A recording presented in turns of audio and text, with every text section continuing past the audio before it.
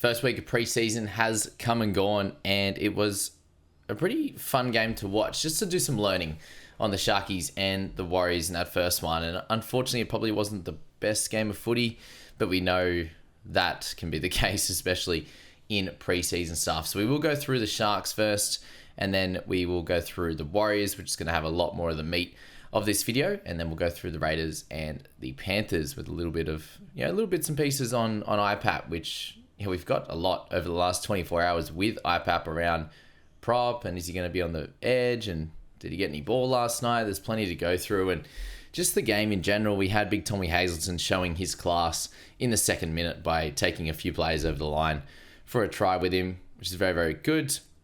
I think with the try scorers there, just a quick mention, those guys with Chance in the 20th minute, he looked really solid. Did go off in the back end, kind of nursing a bit of an injury, but sounds like he should be okay. And Tain Tuapiki looked really good as well. And then you had Hohepa Puru with the 74th minute try as well, and it's good to see him out there in this game. So we also had a couple of different conversion kickers as well. But let's get into the stats on this one with the Sharkies. And first up, I have to mention Jayden Berrell. We just don't get to see him play, unfortunately, with the luck that the Blake Brayley's had in terms of not getting injured, which is wild. Like even head knocks and stuff, he just never cops them. So super impressive, the tackle technique, all that good stuff that Brayley can do. But Berrell, he's got some of that good stuff. He gets out of dummy half really well. He'll engage the line, in that first or second step and get it off to his running mate next to him, whoever that is at that time, and defended well as well. So I was very, very impressed with his skills. We got Sione Katoa there with the most run meters at 129. He showed what we normally see from Sione there. Will Kennedy, a lovely low game from him, as we do see in fantasy, 49 run meters on his front. Let's just go down the numbers while we're here. He had no tackle breaks either, but Katoa and Hiroti both getting good meters run in this one. Good post-contact meters, 40 and 39. You had Cal Iro. If you're looking at him, he looked pretty stock standard solid, for a preseason hit out. Didn't have to do anything too crazy. 53 meters in 8 runs is a little bit low for him, with 2 tackle breaks there as well. Stone Street looked really good. It looked like he's improved a little bit in the off season, so do expect to see him in the side if an injury does persist. It's good to see Atkinson out there doing a decent amount of kicking as well at times, and made 21 tackles and kicked 375 meters. So that was good to see that if he does get back into the side, that he has that kicking game still, and that's improving. You had Hamlin Uele and Hazelton really led from the front with good run meters there. Hamlin having 8 runs for 90 meters was really good. Talakai on the edge, Kafusi in that one there. But again, there wasn't a lot to see. You had Tapua, who did really well, 8 runs for 77 meters as well. Again, there wasn't too much to kind of look at with this Shark side. It was guys that we know are good and are going to be in that first grade side. They got through well and played well there. So I think we'd leave it at that. Apart from the emergence of Berrell continues to get better and better. Hazelton would be in that first grade side. I think Talakai is likely to be the bench utility unless they go for a actual outside backs or halves utility. He should be that guy for this side. And for the outside backs, a straight back 5 for the Wars there. As I said, Chance looked really, really solid. I think with Dallin with his wrist, that wasn't ideal. Hopefully he's okay and back in in a few weeks for Vegas. Sounds like it's not too bad. Leotaua with a really nice hit out for him. It was good to see, I think, just him come out and when he got the opportunity to run, it was 68 meters in 6 runs. Crazy that Chan still had 16 runs. He just can't help himself, can he? In a trial game especially. And the same as Mitch Barnett, 14 runs for 140 meters. That was very, very impressive to see for those that are interested in Barnett. But let's stick with the outside backs, and Leotaua was 68 meters, 3 tackle breaks in that time. So he looked really, really strong. And defensively, he did make 7 tackles for 0 misses. So the analysis I just did the other day, I am expecting him to hit somewhere near that 41 to 45. I think he's a really strong talent.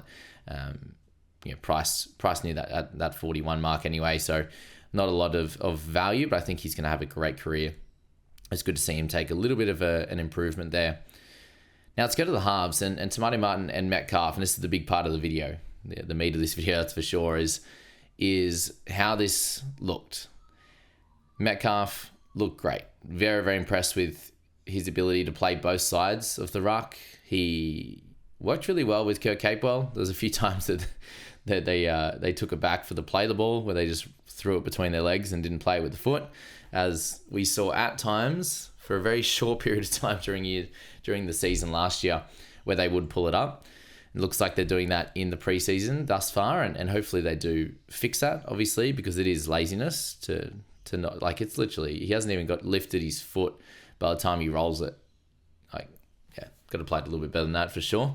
And I understand why they are touching base on it, but we know that it's going to go away very, very soon. Funny, these rules that they police for a month or so and then give up. But with Metcalf there playing both sides, I think he kicked really well. He had one kick that obviously was a little bit of wind. It sat lovely, and then it was a couple of steps back for Kennedy, and he could take it take it in the in goal just. But outside of that, he kicked really well. He had a 40-20 in there. He ran for 79 meters, which is just going to be him at half. He will have opportunities. He had 12 carries, forward. Doesn't mean 12 times he hit the defensive line based on NRL stats. It's, sometimes, if he made 5, 6, 7 meters, they'd count that as a run. And if he short balled to Capewell or whoever it was, Barnett, these types of guys, then you take those meters gained, which is nice, which is what you see with Cleary and Hines and these guys a bit. So 79 meters was awesome. He didn't have any tackle breaks. He didn't have any offloads. He tackled really well, 13 tackles for 0 misses, which was nice. He kicked 2 goals, and he kicked for 366 meters. And as I said, it looked pretty good. If we were to see Metcalf and Tamati Martin in the halves in round 1 and Tanner Boyd's not there, that's great news for Metcalf. He would be a guy that averages in the 40s pretty comfortably. You saw that last night without any attacking stats, just the 2 goals, the kicking meters, the tackles, the running meters. He got into the early 40s in a 55-minute effort. So absolutely terrific from him. Sorry, 65? 55, 65, one or two. I think it was going to project out to just a tick over 50 in that time if he kept things how they were going. So that's great news. And the reason why it might not be as good if Tanner Boyd was there would be due to the lack of kicking that Tamati Martin has. So Boyd would come in and there's a chance that he would kick that little bit more, and just because he is more of a noted kicker of the footy, and obviously Metcalf kicking 2 from 2 is a great idea, because if Boyd was there, you have that worry as well around the kicking side. But if we see things line up exactly like this, and Tanner Boyd might be the 14, unsure at this stage. Do they use Freddie Lussick at 14, or they go with Tanner, who has a little bit more flexibility? If Tanner's at 14, I think that you can still take Metcalf with plenty of confidence for sure. The worry with Tamati Martin and Waz fans was talking to, that they just weren't happy with how he played. He had a few good moments, but he also had a few poor ones as well, and just a decision-making thing with that kick. He could have caught it and fell over the line, but he batted it back. He had an error in there. Yeah, caught it kind of just behind him. Those kind of things that weren't nice, but we know that he can have really good games as well. So I don't think you can base their whole selection criteria off one preseason game of him not playing too well. The worry with this side in general is that this was close to their full strength side up against a Sharks team that was missing all of their stars. So that's the worry for the year ahead. Would that affect Metcalf too much? I don't think they've got a few guys that are new combinations. It'll take a little bit to gel, but for him to still be able to score a 40 in base stats as the main guy, that's awesome. And as I said, if he's playing both sides of the ruck, more opportunities will, you'll see more opportunities for him. He touched the ball 46 times, which is great. 44 for Wade Egan. So that means that, Metcalf got more than Wade, and Wade played really well also. So, with Metcalf, it's going to be an interesting one come round 1. But the good thing is we get their team list before we get the team list for the other 6 matches next week. So, the following week, we get their Vegas games first, which is great. So keep those guys in mind. And let's move to the middles. We've got Fisher Harris and Barnett. How good's the play the ball speed for Fisher Harris, by the way? 2.93. Kirk Capewell, 2.86 as the fastest there. But Fish, he was a guy that you didn't notice too much. You know, he had seven runs there, 7 hit-ups basically, but 9 runs for 70 metres, sorry. And then you look at Barnett, it was 14 runs for 141 metres. And what you need to look at with Fish and Barnett is you cannot compare themselves to each other. Fish Harris is 600k, Barnett is 730 odd. So 130k difference is what you're looking at. And we need, if you are picking Barnett, you need him to average that 53 at minimum, hopefully a little bit more, to see it be a good investment. Whereas Fish Harris coming in at the 45 price point, if you can get near the 50 mark or a bit over 50, then it justifies your selection in round 1 as a slightly cut price keeper that you could hold for a long period of time. So when you're looking at them, analyze them in slightly different ways due to what points you need. You know, if you can get the same points of Fish out of Barnett, then it's an absolute steal at the price. So keep that in mind. But Fish didn't have to run the footy too much. Again, you're looking at this team and who are the guys that are the most experienced and who are the guys that least have to prove themselves. It's Fisher Harris. Even at a new team, he is the one guy in that side that doesn't need to show who he is. He just needs to get used to, you know, defending with his guys next to him, you know, with Wade Egan, with Barnett, these guys next to him. And I think that's a really imposing front row, by the way. Barnett looks absolutely monstrous again this year. Bigger and better. And when he had blood all over his face and jersey, that was beautiful to watch. That's rugby. That's rugby leg, as they say. But with Fish, it just wasn't a standout game, but he still scored well. He had 28 tackles for 0 misses, so that was massive.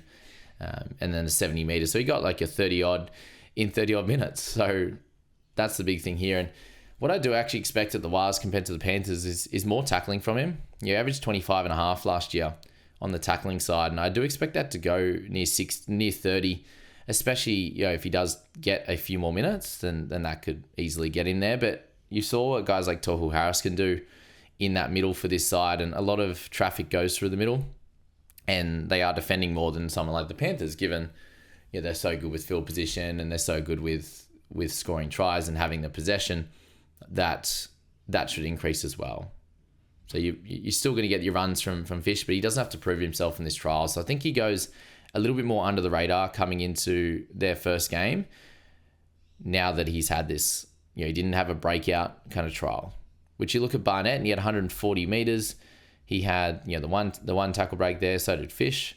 He also had a couple of offloads as well, and good tackle numbers as well at 28 tackles for 1 miss. So those type of numbers in a trial where he had, you know, blood all over him and didn't play massive minutes is awesome. You know, you're looking at almost a 50 score there just from lower minutes in a trial. So I thought he really looked as good as last year, or slightly better and more imposing, especially coming up against a Shark side that isn't all first grade standard. He looked the better player, and that's exactly what you hope for if you're looking at buying a guy like Barnett. And I still think he's a really good selection as a gun to begin your year in NRL Fantasy and Supercoach. Could be a decent option as well. But Wade Egan, he looked really solid. There were a few times though that we noticed that he kind of got out of dummy half and Fish was next to him and he didn't use him as well. So I think that combination will continue to build, and I think Wade's trying to find his way as well. He likes to run the footy and be really attacking at the beginning of season. So just keep an eye out on that one. Not someone I'm looking at, but just see how he gels with guys like Fish and Barnett to begin the year. Also, guys, when you're looking at preseason, please don't overload what you think these stats mean. As I said, with guys like Fish, it was just an underrated game. He didn't need to come out and have 3 offloads and 3 tackle breaks and score a try and whatever, all this kind of stuff. He's going to get his through base stats. Guys like Barnett, they're going to get theirs to get to the 55-60. He's going to have the offloads, the tackle breaks, the odd try. Fish doesn't need that, and that's just kind of bonus for him, given he's such a worker through the middle there. But yeah, just keep a lid on the over analyzing the stats and how little or how good someone went in preseason, because you know that doesn't translate all the time. We're looking at Laban, obviously, and then he came off the bench, so probably unlikely he does start now, I think, with how that situation ended up.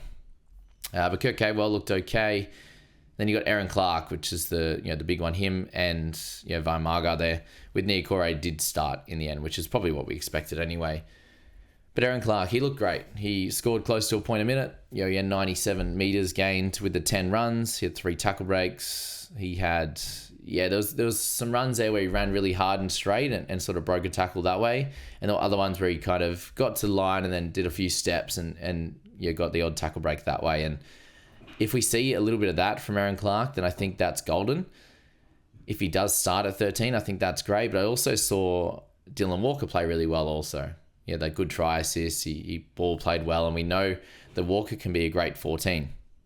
The question's going to be when you've got 2 gun middles at front row in Harris and Barnett, you then have Walker who's going to demand minutes, and you're going to have Aaron Clark that demands minutes. How do those two split to get big minutes each? How does Aaron Clark get 45 to 50 minutes, and how does Walker get that as well? Does Clark play a little bit of front row? That's probably the question with him. I think he can. He looked like a big, strong, fast body the other night, which is what you're looking for. A lot of people are sold on Aaron Clark after that night, but the minutes are still up in the air. It was just great to see him play well, I think, was the big one with Aaron on that one. We have to see their bench makeup. Do they have a utility? Do they go with 3 forwards? Because they've got someone like Valmarga who looked awesome as well. He had a lovely offload that led to that Dylan Walker try assist. So that was awesome. Quick play the ball as well, 3.2 compared to 4.03 for Aaron Clark in that game. And I think that he will definitely be on that bench, Dimitri there. He looked great. He looked like he had a good amount of punch off the bench, and I think that's going to be very helpful for this Wires side. So keep an eye out on him. If the bench looks like there's going to be some minutes available, then sweet. But again, you're trying to fit in Clark and Walker to try and get good minutes, and then he's probably going to be an impact guy, and at 280 odd K, I think that will be a little bit tough, to be honest with you there. And as I said, Tane Tuapiki looked awesome, so if he does get that opportunity to get out there, then and somehow end up in that fullback slot eventually, if Chance was to be injured, then I think he'll be a really solid pickup again, but we won't speak about him any further until that happens. And what was the big one? They had Hansen out there. Jack Cleary got his opportunity, which was nice. Samuel Healy, he looked really nice as well at dummy half. So it was good to see him get out there and get his opportunity. We've heard some good things about him from coaches and from everyone out there that watches him play regularly. So I think that's the Wires there. It was really the Aaron Clark, the 2 big boppers in Fish Harris and Barnett. We didn't get to see Laban start, so probably a line through him. Metcalf was an important one, and obviously, Leotaua, Tane Tuapiki, and Chance, the guys we obviously want to look at in this side. So we will see another trial game from them coming up, but I doubt we see all their big dogs. But again, it'll be interesting to see that. And then at least with these guys, we get the first team list of the year, the real ones from this team, which is great. So that's all we probably need to say on the Wires, and we will move on to the interesting Panthers Raiders setup, and it was led by Owen Paddy from the Raiders. How good was that? 2 tries in 3 minutes there. One with a bunch of ricochets to get to him, and the other one he just got over from dummy half. It was pretty soft, to be fair. But also a big shout out to the Martin boys. Noah Martin, Miles Martin looked really, really solid and playing some good minutes there for those guys. Ethan Sanders, a big win, I think, for the club to see him come out there and have that lovely run into the line offload try assists. I think that was awesome. So definitely some good signs for the Raiders with Chevy Stewart out the back. You had Albert Hopewadi that looked really solid as well, and even Ricky Stewart's son, Jed, got a chance out there on the wing, so good stuff from that. Adam Cook, his kicking game was really solid as well.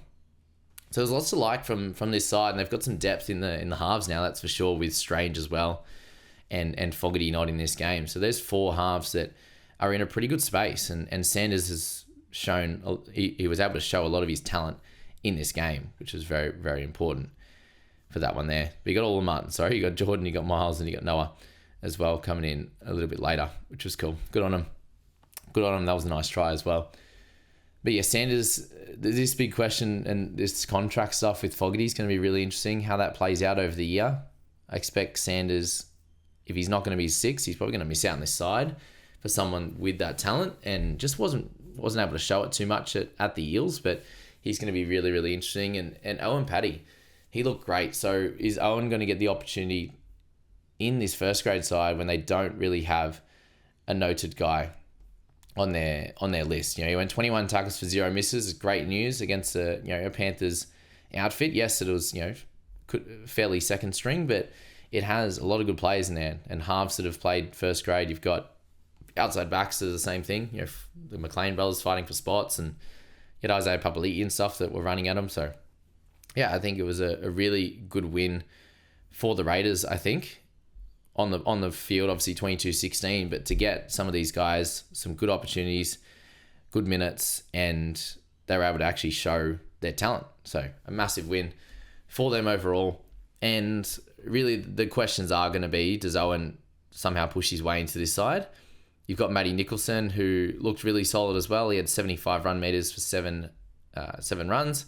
He also had the 32 tackles for 0 misses. So that's absolutely massive, and does put some pressure on Hosking. But there was some chat pre-game about, they're like, we're really keen to get Matty Nicholson a good full preseason next year, and we're excited to build with him. So it was just an interesting kind of comment as to what's going to happen. But again, these two teams, we get their team lists come Vegas. That'll be the first team list we see, so we can really deep dive analyze those team lists. And is Matty Nicholson going to be on that bench? If he is, it does put some worries on Hosking. If he's not, then we can load up on Hosking a little bit easier and a little bit, can be a little bit safer on that mark there. You got Adam Mariota and these guys that were able to get their opportunities, and Mariota made 138 meters, so incredible efforts from him. Good to see some run meters from some of their outside backs doing good work. Chevy, I think, had 8 tackle breaks in the end, sorry. Really good effort from him. Good to see his progression, and it's just going to be those few guys and how that lines up for him. But we did have the battle of the outside backs, and it was Jesse McLean and Casey on either wing, and they both look great. I think Casey, with how well he did for New Zealand, I think that he has to have that spot come game one. He did well for the Panthers last year, played well for New Zealand, and did well last night as well. So it's going to be hard to push him out of that spot, but we know Jesse's there at that cheap price for us to potentially get that opportunity, and we know guys like Dane Laurie are spectacular when they get opportunity as a running fullback, and he had the 108 meters. Nothing too crazy for him. He had the line break assist, try assist, no tackle breaks as wild for Laurie. He's one of those guys that does dominate on that front. But the battle of the halves as well. With some chatter last night around Blaze Talangi potentially not being rushed back. Ivan was talking about, we're not going to rush him into this system and all that kind of stuff. So there's a good chance that Jack Cole does partner Cleary in the halves in round one.